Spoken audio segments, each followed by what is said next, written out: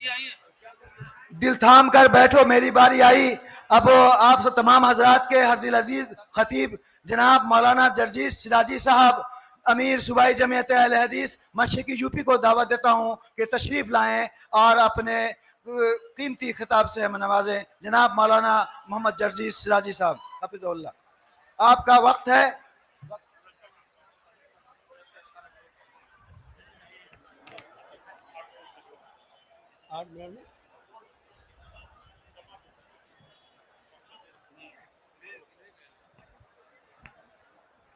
अस्सलामु अलैकुम वरहमतुल्लाहि वबरकातुह।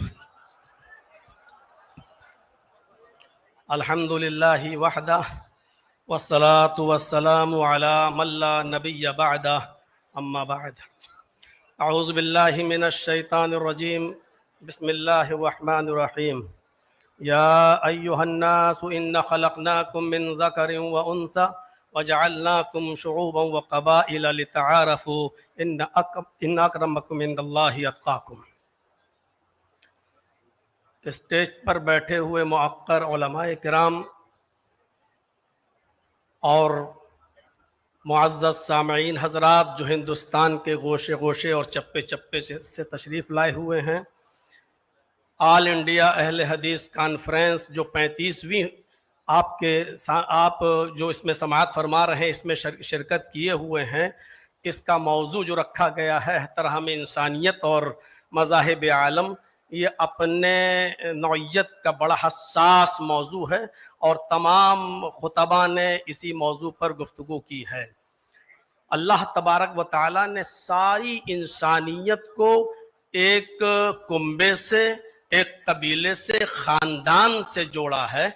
आप इस बात का अंदाज़ा कुरान की आयत से लगा सकते हैं जो मैंने खुतबे के बाद आपके सामने पढ़ी है। इसके अंदर अल्लाह तबारक व तआला ने सारी दुनिया के इंसानों को आपस में भाई भाई करार दिया है।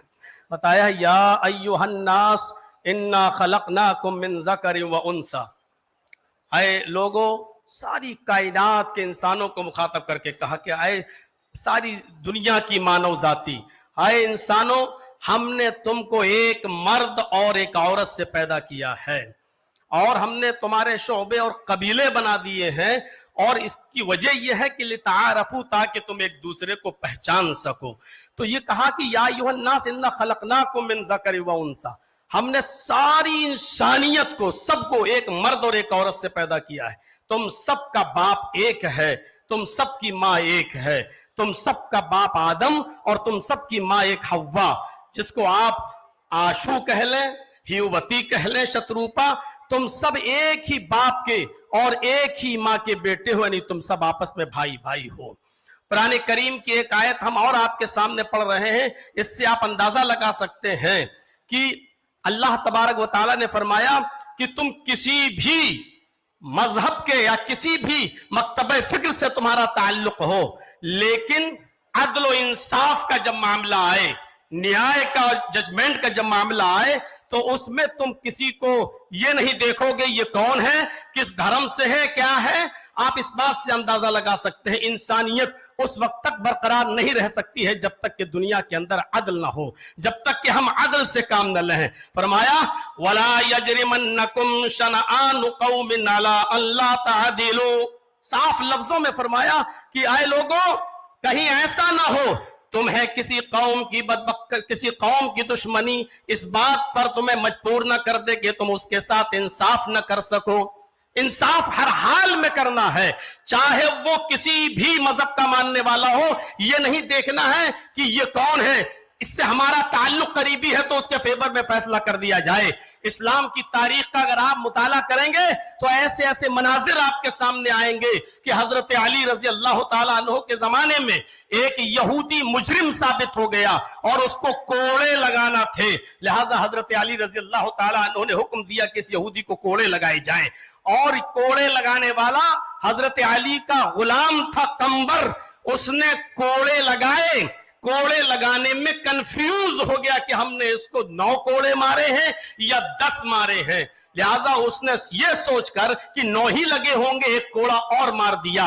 जब उसको कोड़ा लग गया तो फिर उसने हजरत अली रजी अल्लाह ताला अन्हु से कहा कि अमीरुल मोमिनीन, آپ کے خادم نے، آپ کے غلام نے ایک کوڑا مجھے زیادہ مارا ہے اور مجھے اس کا انتقام چاہیے. فوراً اسی وقت حضرت علی رضی اللہ تعالیٰ عنہ نے قنبر سے کہا کہ اے قنبر ادھر آؤ اور دیکھو یہ یہودی کیا کہہ رہا ہے.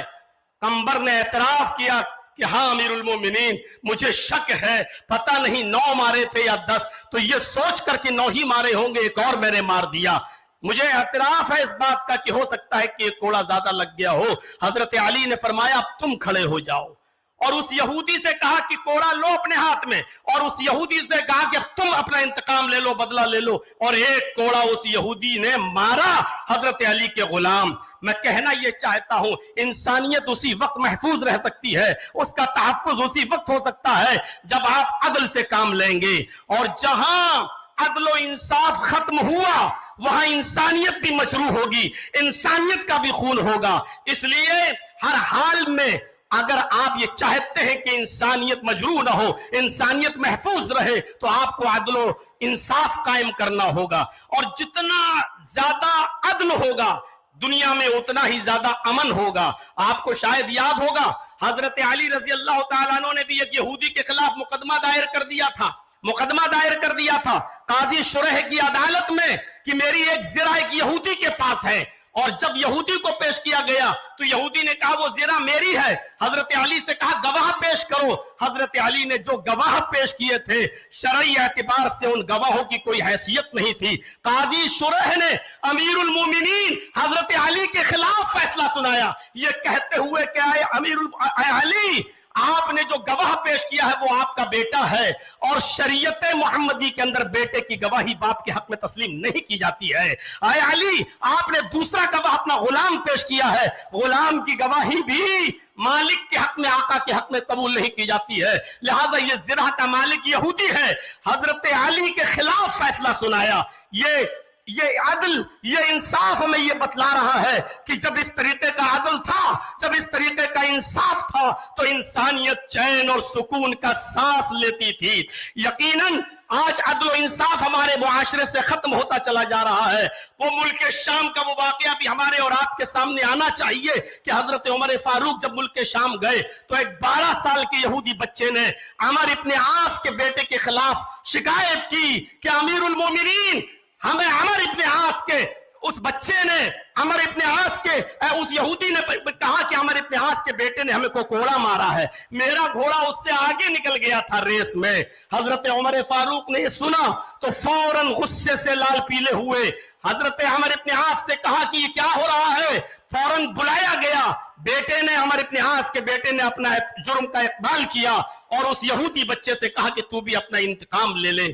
ہماری حکومت، ہماری خلافت، ہماری چودراہٹ سب کچھ ہونے کے باوجود خود عمر ابن عاص کے بیٹے کو اس یہودی بچے نے کوڑا لگایا. میں علامہ احسان الہی ظہیر کی ایک بار تقریر سن رہا تھا. انہوں نے تو اپنے خطاب کے اندر یہ بھی کہا کہ ایک کوڑا حضرت عمر فاروق نے اپنے خاتم سے کہا کہ عمر ابن عاص کو بھی لگاؤ. جب عمر ابن عاص کو کوڑا لگا تو انہوں نے پوچھا کہ مجھے کیوں کوڑا مارا جا رہا ہے، میرا کیا قصور ہے؟ تو فرمایا تمہارا قصور یہ ہے کہ تم نے اپنے بیٹے کو صحیح تربیت نہیں دی ہے. اگر تم نے اپنے بیٹے کو صحیح تربیت دی ہوتی تو تمہارا بیٹا ناجائز کسی یہودی بچے کو کوڑا نہیں مارتا. یہ تحفظ انسانیت کا میرے بھائیوں وہ دور تھا جب عدل تھا، جب انصاف تھا.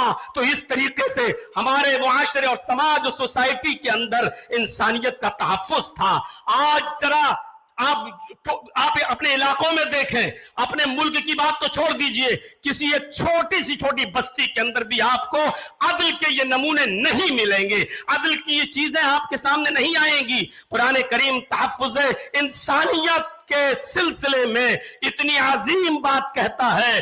میں جانتا ہوں جن لوگوں نے دیگر ادیان کا مطالعہ کیا ہوگا ان کو اچھی طریقے سے معلوم ہوگا کہ اس طریقے کی کوئی بات دوسرے مذہب میں اس کا عشیر بھی نہیں ملے گا، 10واں حصہ بھی نہیں ملے گا. من قتل نفسا بغیر نفس او فساد فکأنما قتل الناس جميعا. جس نے کسی ایک انسان کو قتل کر دیا، نفس واحد کا قتل کیا، ہندو مسلم کی قید نہیں، کسی ایک انسان کو اگر قتل کر دیا تو قرآن کہتا ہے یہ ہمارے اسلام کے اصول اور ضابطوں میں شامل ہے. صاف طور پر اللہ تبارک و تعالیٰ نے فرمایا کہ اس قاتل کو یہ جان لینا چاہیے کہ وہ صرف نفس واحد کا قاتل نہیں ہے, وہ ایک انسان کا قاتل نہیں ہے. فَكَأَنَّمَا قَتَلَ النَّاسَ جَمِيعًا, وہ ساری انسانیت کا قاتل ہے. ذرا تصور کریں, اس سے اگر مسئلے نکالیں تو بہت کچھ نکالے جا سکتے ہیں. ایک انسان کا قتل پوری دنیا کی انسانیت کا قتل. یعنی اگر آپ نے کسی ایک انسان کو اس کی ماں کی گالی دے دی تو آپ اس اکیلے کو گالی نہیں دے رہے ہیں, پوری ساری کائنات کی انسانیت کی ماں کو آپ گالی دے رہے ہیں. اگر آپ نے کسی ایک انسان کو ستایا تو ساری کائنات کے انسانوں کو آپ ستا رہے ہیں. یہ ہے اسلام کا تحفظ انسانیت کا نظام. انسانیت کو اتنا زیادہ عروج دیا ہے اور اتنا زیادہ اہمیت دی ہے کہ ہر انسان کو سوچنا چاہیے.